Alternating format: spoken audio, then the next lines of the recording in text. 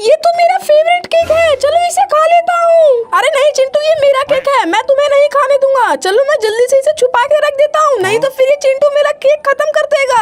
अरे यार मुझे लगता है यहाँ पे चिंटू है। चलो कोई बात नहीं, मैं इसे यहाँ पर रख के चले जाता हूँ। अरे यार चाहे जो हो जाए, मैं तो अपनी फेवरेट केक खाकर ही रहूंगा। चलो जल्दी से ये वाली कोल्ड ड्रिंक भी पीकर खत्म कर देता हूँ। अरे हाँ यार मेरे पास एक आइडिया है, चलो जल्दी से इसे काट कर केक इसके अंदर छुपा कर लेके चले जाता हूँ, फिर मालिक को पता भी नहीं चलेगा कि मैंने मालिक का केक चुराया है।